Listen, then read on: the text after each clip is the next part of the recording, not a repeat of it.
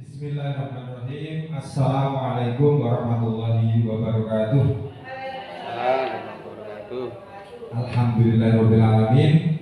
Wa bihi nasta'inu ala umuri dunya wa din. Wa sallallahu ala sayyidina Muhammadin wa ala nabiyina wa alihi wa ashabihi ajma'in, amma ba'du. Yang terhormat Bapak Kepala Sekolah, Bapak Ismantoro, Sarjana Pendidikan selaku Kepala Sekolah SD Negeri Kemandren 1, Bapak Ibu Dewan Guru yang kami hormati dari SDN Kemandren 1. Pertama-tama mari kita panjatkan puja dan puji syukur kita kehadirat Allah Subhanahu wa taala, di mana kesempatan siang pada hari ini, hari Kamis tanggal 8 Agustus 2024, kita bisa berkumpul di aula SD Kemandren 1 ini dalam keadaan sehat walafiat tanpa kurang suatu apapun. Shalawat dan salam senantiasa mari kita tujukan pada junjungan kita Nabi besar Nabi Muhammad SAW yang senantiasa kita wantu-wantu, kita tunggu-tunggu syafaatnya gitu. Bapak Ibu Dewan Guru yang saya hormati, di kesempatan kali ini izinkan saya untuk memaparkan rencana tidak lanjut dari kegiatan saya. Apa itu? Yaitu PKG PJOK. Apa itu PKG PJOK? PKG PJOK merupakan program dari kementerian, di mana dalam naungan BPGB juga. Jadi ini kepanjangan dari pengembangan dari guru penggerak juga. PKG itu pengembangan kompetensi guru khusus untuk guru PJOK. Jadi izinkan nanti saya untuk memaparkan rencana tidak lanjut dari program yang diwajibkan di pendidikan ini itu, khususnya untuk PJOK gitu. Langsung saja Bu, Bapak, mungkin karena ini siang jadi kita perlu konsentrasi biar tidak jenuh. Yeah. Bapak Ibu, mohon diizinkan ini saya ada ice breaking. Ya. Sedikit ice breaking nanti fungsinya biar Bapak Ibu berkonsentrasi lebih. Cluenya sebelum ke materi, sebelum ke RTL saya, jadi kita bermain dulu sejenak. Cluenya adalah jangan lupakan yang ketiga. Pak Misdi, Abah Misdi, cluenya jangan lupakan yang ketiga. Busun, Pak Samad siap ya bermain? Siap. Bukan orang ketiga ya, jangan lupakan yang ketiga. Kalau yang pertama itu sekolahan, yang kedua siswa, yang ketiga apa? Bu Ika. Kurang tepat. Bu Firda. Ayo. Siswa. Kurang tepat. Orang tua. Kurang tepat. Bu Ila. Oke, lagi. Oke, pertanyaannya saya ganti. Cluenya jangan lupakan yang ketiga.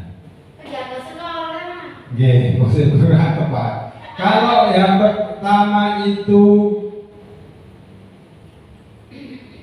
sepeda, yang kedua bengkel, yang ketiga apa?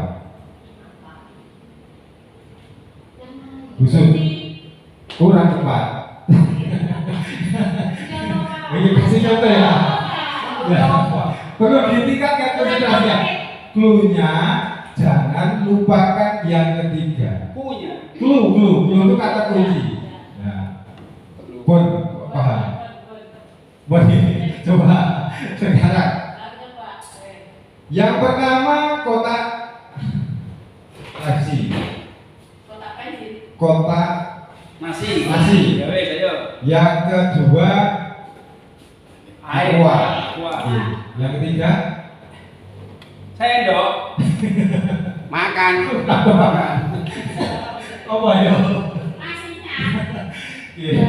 Bapak Ibu terjebak pada pertanyaan, padahal intinya di situ apapun jawabannya itu benar, yang penting ada kalimat yang ketiga. Loh.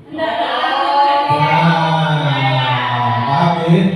Jadi intinya kalimat yang ketiga ini, itu jawabannya harusnya. Yang pertama ini, yang kedua ini. Ada kalimat yang ketiga. Tepuk tangan untuk kita semua. Ya. Clue-nya ada, tadi ada clue-nya. Clue-nya jangan lupakan yang ketiga. Oke. Logonya.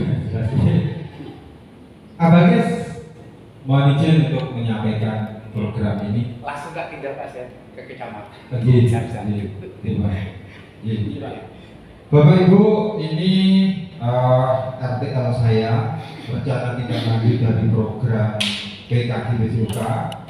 Berita PJOK Cinta PT ini akronim, jadi ini kepanjangan dari Berani Bercerita Cinta PT Permainan Tradisional. Jadi saya mengambil program di sini adalah anak itu selain bisa nanti arahnya itu membuat produk permainan tradisional, tapi juga berani menceritakan cara membuatnya, asalnya dari mana, fungsi dari apa, nilai-nilai terkandung yang di dalam permainan tradisional itu apa saja. Jadi di sini saya tidak berfokus kepada pendidikan gerak saja, akan tetapi ada unsur literasi.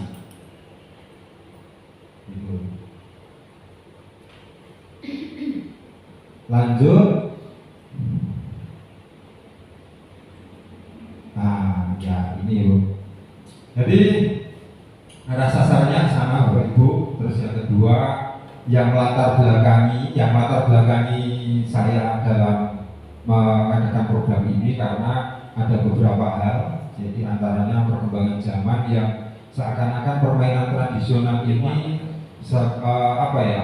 sudah mulai tidak sebagai ikon dari Indonesia ini. Bahkan kita itu banyak permainan tradisional yang sebetulnya di dalamnya itu banyak mengandung filosofinya, ya, banyak mengandung ajaran yang terkandung di dalamnya. Nah, ini era digital itu ya juga banyak positifnya, tapi dampaknya juga sangat luar biasa. Ini salah satu yang melatar belakangi saya mau ngambil atau mengangkat program ini, diantaranya itu. Terus yang kedua, keberanian anak di tingkat sekolah dasar dalam berliterasi itu tidak semua anak mampu, jadi diharapkan nanti juga bisa meningkatkan literasinya. Nanti diharapkan ada beberapa yang mungkin kurang atau bahkan banyak yang kurang, diharapkan masukan dan koreksinya. Ini Bu, dari tujuan kami Bapak Ibu sebagai budaya positif di sekolah, diantaranya meningkatkan kesadaran murid dalam pentingnya keterampilan literasi dan seterusnya. Ini bisa dilihat di slide.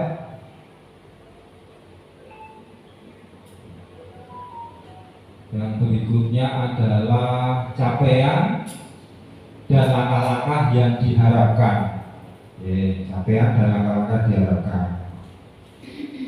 Ini dalam langkah-langkah saya mau memprogramkan diantaranya di akhir bulan ini, bulan Agustus, itu sosialisasi kepada anak ke sekolah juga, rekan sejawat termasuk di Kombel ini, komunitas belajar Sedamantu Sekolah Dasar Negeri Kementerian 1 ya. Ini saya jadwalkan di akhir Agustus karena di awal-awal ini masih banyak kegiatan gitu. Yang selanjutnya di awal September pembentukan koordinator tiap kelas, perencanaan dan penyusunan jadwal bersama koordinator kelas, dilanjutkan 1 atau 2 hari sebelum pelaksanaan kegiatan ini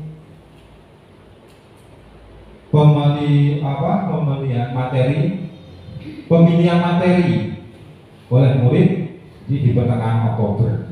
Nah, di mana program ini otomatis untuk kelas besar karena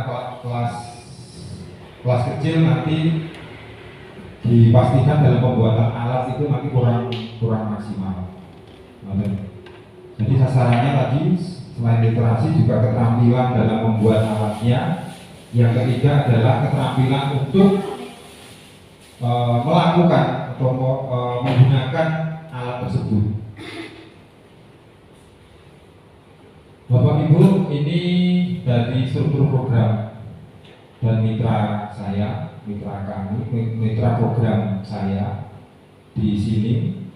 Otomatis saya akan mohon izin dan menyampaikan dan bersosialisasi kepada Bapak Kepala Sekolah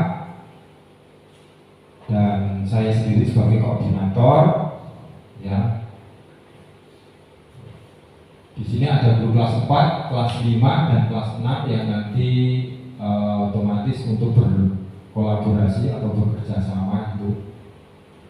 Dan tentunya juga dengan murid.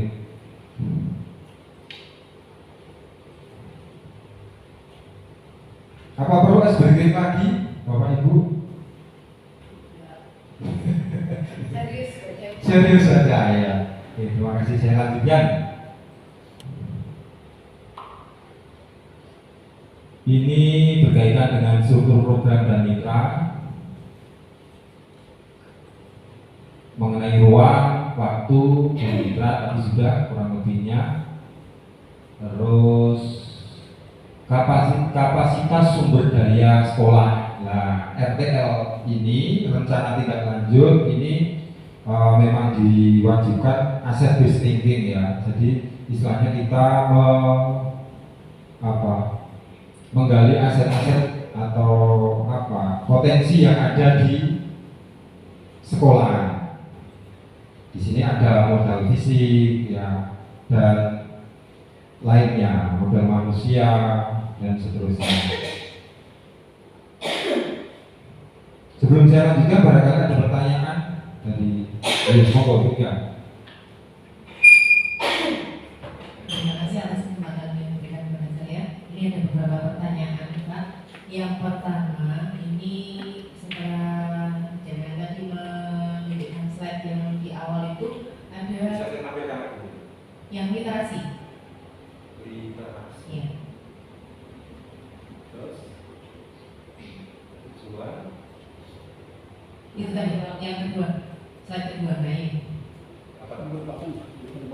Nah, dari latar belakang ini literasi merupakan bagian penting dari pembelajaran di sekolah. Nah, dari program yang Pak Adi akan realisasikan di SDN Kementerian 1 ini yang hubungannya dengan literasi. Dan literasi yang diterapkan ke anak-anak itu nanti bentuknya seperti apa? Apakah berupa literasi digital atau literasi numerik atau bahasa atau membaca dan sebagainya, itu tolong dijelaskan biar kami sebagai guru kelas nanti juga yang mendampingi anak-anak ya, itu paham bentuk program dari Pak Adi ini seperti apa. Kemudian pertanyaan kedua, Pak, minta tolong slide-nya di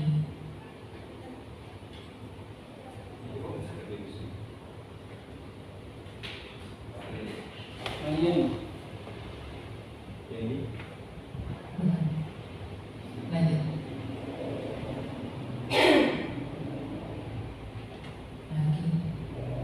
Dan ini untuk waktunya ini seminggu sekali pukul 11 sampai 11.30. Ini bisa dipastikan apa, kemudian karena di jam-jam seperti itu kan jam-jam rawan Pak. Ini bentuknya seperti apa? Tolong dijelaskan lebih lengkap, lebih rinci lagi bentuk program dari Pak Adi ini seperti apa. Nanti itu anak-anak itu disuruh ngapain, kemudian apa yang dilakukan anak-anak, dan dari kami sebagai guru kelas ini bagaimana? Karena jam 11, antara jam 11 sampai jam 11.30 itu adalah jam-jam yang rawan. Iya, rawan itu maksudnya anak-anak punya jam kos pun, itu kan tidak sering jenuh, sudah mulai jenuh. Kalau diberi pembelajaran yang apa ya, berat itu jenuh. Nah, nanti bentuknya seperti apa, yang dilakukan anak-anak itu bagaimana, kemudian kami sebagai guru kelas, wali kelas itu mendampinginya seperti apa. Terus yang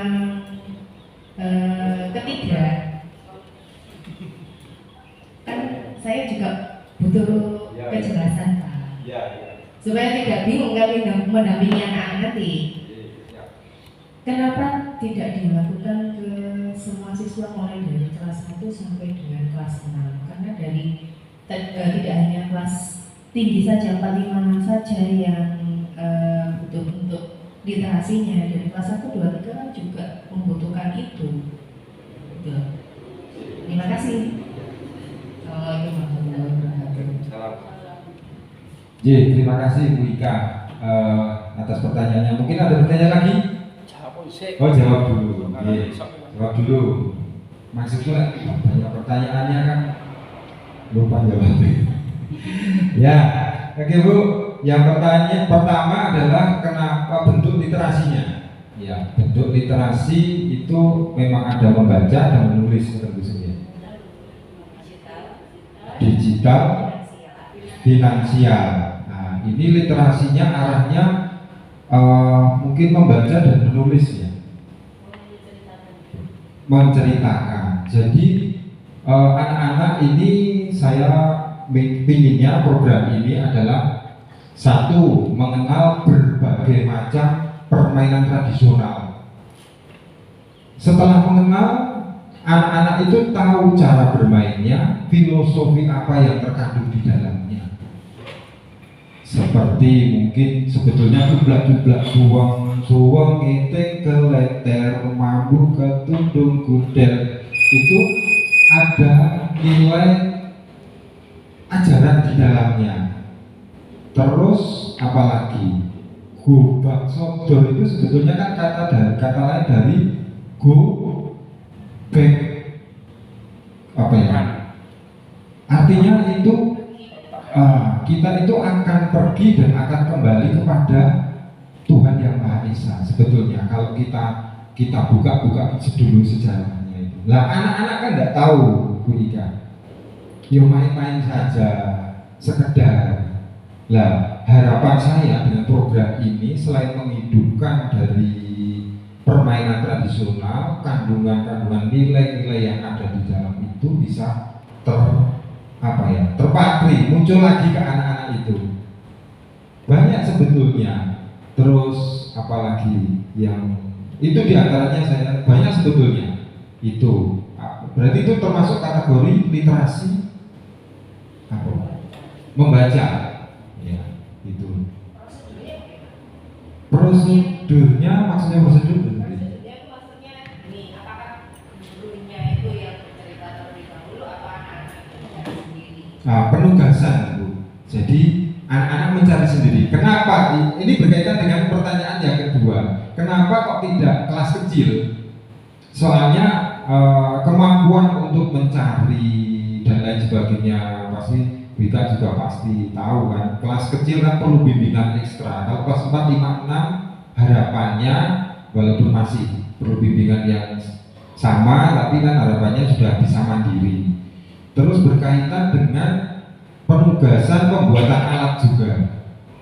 Nah, kalau membuat egrang terus dari bambu katakanlah atau bagia, atau membuat iklim suruh ngecat dan lain sebagainya, kelas 1, 2, 3 saya kira belum mampu. Jadi pertanyaan Bu Ika tadi sekaligus dijawab di persoalan ini. Jadi harus kelas tinggi 456. Pertanyaan yang ketiga tadi, waktu jam rawan. Lah ini justru jam rawan ini diisi ini karena harapan saya atau apa ya? Anak-anak bosan itu justru malah diisi dengan hal-hal yang permainan yang mengasihkan itu Bu Ika. Jadi ya terima kasih untuk pertanyaannya Bu Ika. Jadi sekolah jam pasang teror ya. iya, iya. Mungkin ada pertanyaan lagi, Abang Isti. Kalau tadi yang ini Pak Edi, ini program yang bagus untuk yang tadi literasi tadi karena apa?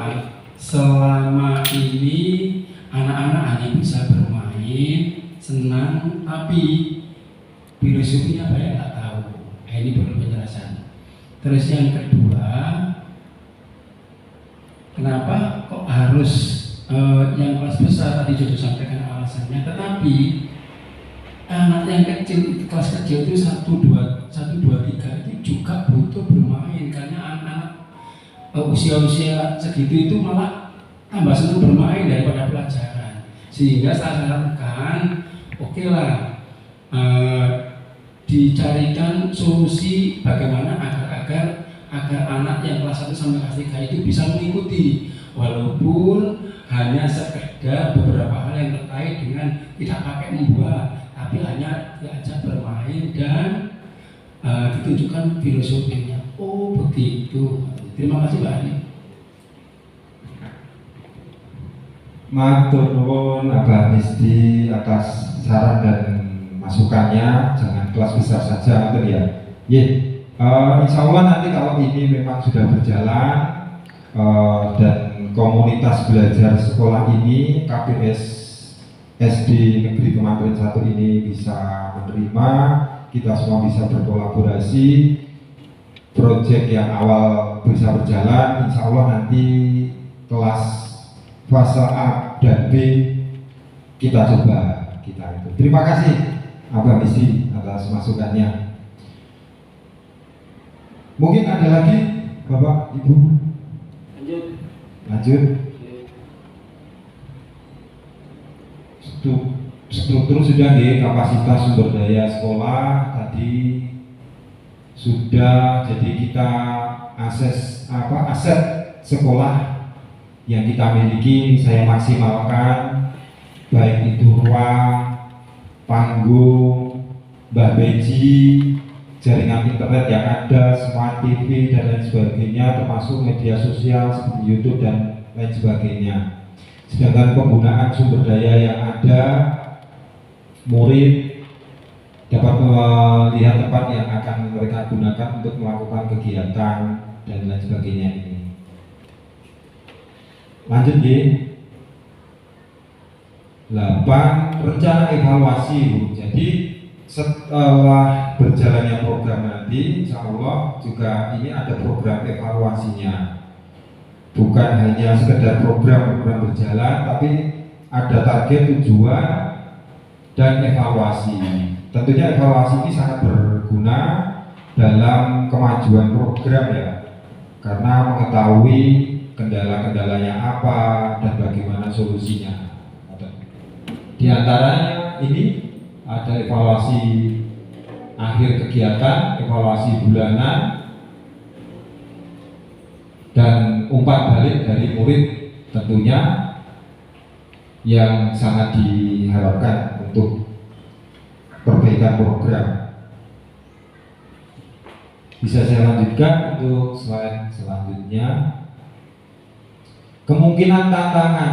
Nah, dalam suatu program pasti ada kemungkinan tantangan Bapak Ibu. Jadi kemungkinan tantangan pun juga saya antisipasi di sini, bahwa tidak semua murid terkait dengan program ini tertarik ya dengan program berita PJOK Cikampek Opposite. Karena apa? Banyak isu-isu sosial yang terjadi bahwa PJOK ini identik dengan prestasi Bapak Ibu. Sebetulnya PJOK itu adalah pendidikan gerak. Jadi arahnya sebetulnya ke seperti ini, tapi yang terjadi di masyarakat kita adalah kompetisi-kompetisi yang sifatnya itu prestasi. Jadi ada miss. Contohnya yang sedang berjalan di daerah kita ini, bahwa setiap Agustus pasti ada kompetisi. Nah, ini sebetulnya bukan ranahnya guru PJOK sebetulnya, karena guru PJOK itu sebetulnya ya seperti ini, penanaman nilai melalui gerak. Jadi kalau yang ini sifatnya kompetisi itu klub sebetulnya, tapi ya lambat laun nanti kita akan perbaiki atau mungkin berkolaborasi. Dari penanaman gerak ini bonusnya adalah berprestasi dalam olahraga. Yang selanjutnya, terima kasih. Terima kasih yang untuk RTL pada kesempatan kali ini. Bapak Ibu Dewan Guru yang saya hormati, demikian RTL saya rencana tindak lanjut dalam program PKG PJOK